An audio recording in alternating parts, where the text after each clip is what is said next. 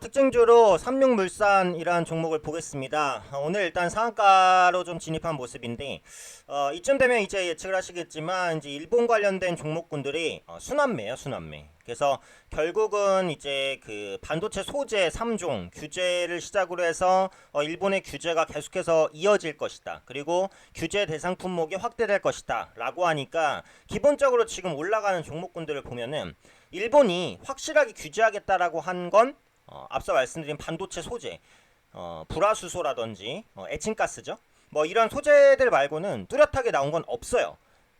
그런데 일단 글로벌 시장에서 일본의 점유율이 높으면 규제할 수 있다라는 우려감으로 연결되면서 바로 급등합니다. 그게 이게 지금 시장이 강세면은 이런 테마주 장세가 이렇게 눈에 띄게는 안 나타나는데 지금 시장 자체가 아직까지 좀 불안정하잖아요. 그러다 보니까 이런 테마주의 급등락이 좀 계속해서 발생할 수밖에 없는 그런 시장 환경들 어쩔 수 없이 이어지고 있다라고 보시면 될 것 같아요. 그래서 일단은 그 삼육물산이라는 종목은 시가총액이 작습니다. 한 1,000억 정도밖에 안 돼요. 그래서 하고 있는 게 그 액체 음료 용기로 사용되는 위생 포장 용기 전문 업체예요. 그래서 포장 용기를 이제 주로 원래는 생산을 하고 있어요. 근데 이게 관련주로 엮인 이유가 있겠죠.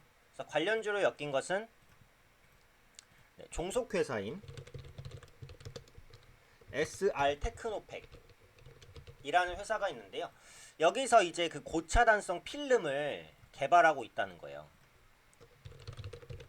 그럼 이 고차단성 필름이 뭔지를 알아야 되는데 일단은 이게 뜨는 이유를 보면은 이 고차단성 필름 같은 경우 일본 기업들이 장악을 하고 있습니다.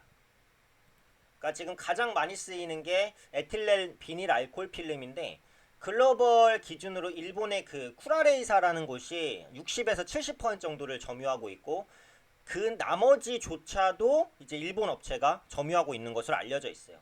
그러니까 사실상 독점이죠.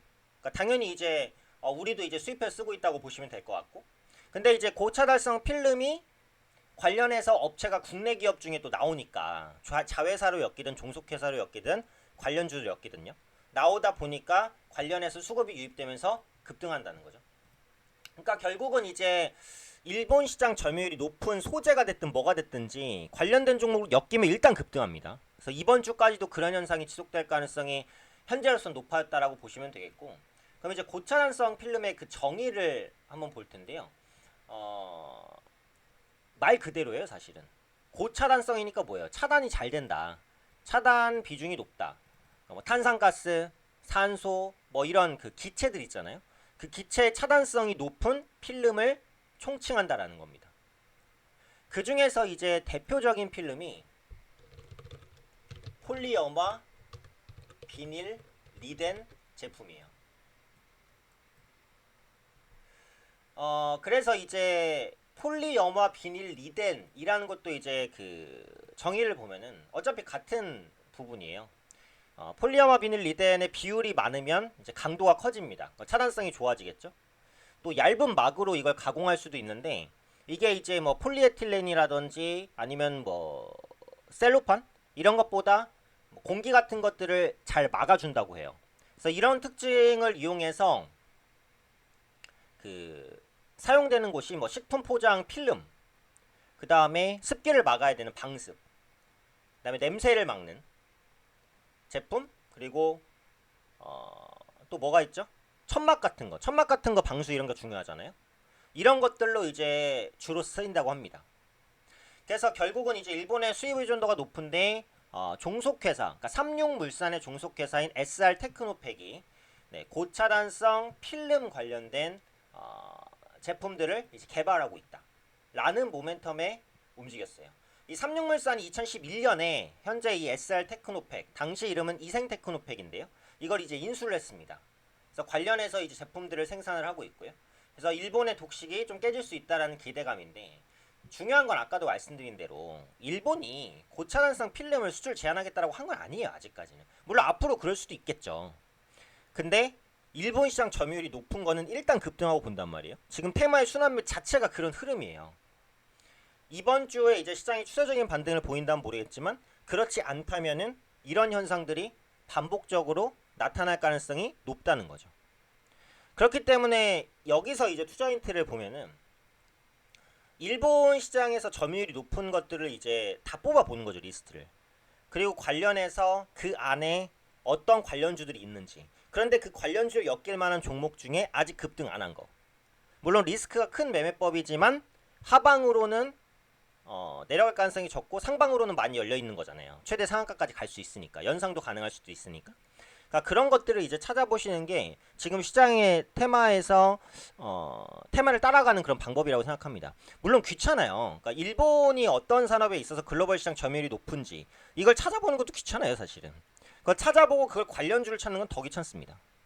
근데 저는 제가 이 영상들을 계속 찍으면서 말씀드리고 싶은 건 주식 실력도 정말 공부하고 경험하는 만큼 올라요. 그건 확실해요. 10년 공부하고 20년 공부한 사람이 어제 주식 시작한 사람보다 수익률이 나쁠 수는 있습니다. 한두 번의 결과에선 그럴 수 있어요. 하지만 10번, 100번, 1000번 반복되잖아요. 경험 많고 공부 많이 한 사람이 이겨요. 그 사람들이 성공 확률이 1%, 2%라도 더 높단 말이에요. 근데 궁극적인 수익률은 그 1%, 2% 때문에 결정이 나는 거거든요. 그러니까 주식 공부를 하시는 것은 내 주식 수익률, 성공률을 1%, 2% 단 올리기 위한 피나는 노력인 거죠. 그걸 이제 개인 투자분들께서도 인지를 하셔야 공부를 하시는 의미가 생기는 거니까요. 주식 어차피 올라가고 내려가고 있는데 공부할 필요가 뭐 있어. 이러신 분들은 사실 제가 올려드리는 영상을 볼 필요도 없어요. 근데 제가 말씀드리고 싶은 것은 스스로 결국은 서셔야 된다는 거거든요. 그러기 위해서는 이런 부분들을 꾸준히 공부해 나가실 필요는 있는 거거든요. 그래서 다시 한번 말씀드리지만 지금은 일본 관련된, 그러니까 일본이 글로벌 시장에서 장악력이 높은 제품이나 이런 것들 있잖아요. 많아요. 그러니까 그런 것들과 엮인 종목군들이 일단 급등하고 보는 현상인 거거든요. 그러니까 일본이 글로벌 시장에서 점유율이 높은 게 뭔지를 리스트해 보시고 그 중에 우리 국내 기업과 연관된 그 기업이 뭐가 있는지를 리스트해 보시고 급등한 종목을 보실 필요 없고요. 급등하지 않은 종목군 중에서 엮일 만한 종목이 뭐가 있는지 이런 것들을 찾아보시고 그 종목이 실제로 기사가 나와서 급등하잖아요. 진짜 뿌듯합니다. 그게 또 공부하면은 재미거든요. 그러니까 이런 부분들을 좀 꾸준하게 반복 훈련을 하시면 이런 테마 장세에서도 테마를 보시는 눈을 조금 더 키우실 수 있을 거라고 생각하니까요. 이런 부분들도 공부에 한번 참고해 보시면 좋을 것 같습니다.